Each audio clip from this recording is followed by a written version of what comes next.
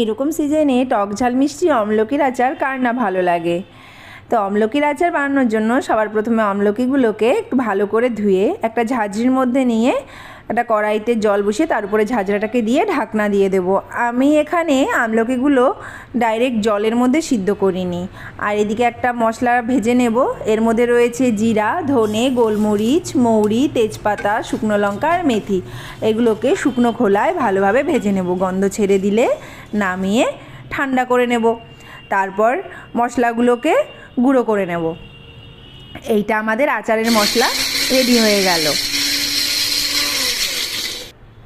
এবার দেখে নেব আমলকিগুলো সিদ্ধ হয়েছে কি না। আমলকিগুলো সিদ্ধ হতে বেশিক্ষণ সময় নেবে না, এই 10-15 মিনিটের মধ্যেই হয়ে যাবে। সিদ্ধ হয়ে গেলে এগুলোকে এরকম হালকা প্রেস করলে সুন্দরভাবে এগুলো ছেড়ে যাবে। আর দানাটা দেখো, বীজটা আলাদা হয়ে গেছে। এরকমভাবে আমলকিগুলোকে সবগুলোকে ছাড়িয়ে নেব। তারপর একটা কড়াইতে সামান্য তেল দিয়ে তার মধ্যে 5 ফোড়ন দেব। 5 ফোড়নের গন্ধ ছেড়ে দিলে এর মধ্যে আমলকিগুলো দিয়ে দেব।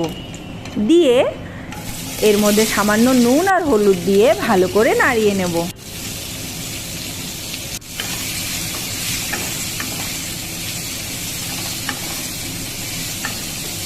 এরপর এর মধ্যে দিয়ে দেব গুড়।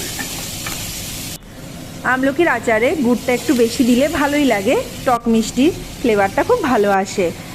এখানে গুড়টা দিয়ে দিলাম। গুড় গলে যাওয়া অবধি অপেক্ষা করব। আর দিয়েছি আমি সামান্য চিনি। এটা সম্পূর্ণ অপশনাল, তোমরা চাইলে দিতেও পারো, নাও দিতে পারো। আমি চিনিটা দিয়েছি একটু আঠা আঠা ভাপের জন্য।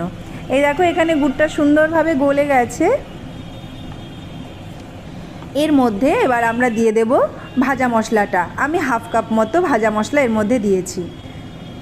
দিয়ে ভালো করে এটাকে নাড়াতে থাকবো। দেখো, গুড়টা অনেকটাই টেনে গেছে, কালারটাও চেঞ্জ হয়ে গেছে।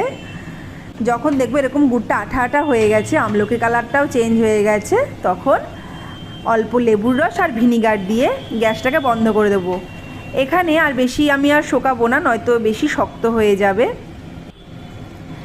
এরকম অবস্থাতেই আমি নামিয়ে নেব। ঠান্ডা হলে এটা সম্পূর্ণ জমে যাবে। দেখো কি সুন্দর জমে গেছে, আঠা আঠা হয়ে গেছে। কেমন লাগলো আমলকির আচার অবশ্যই জানিও। ভালো লাগলে লাইক আর সাবস্ক্রাইব করে দিও।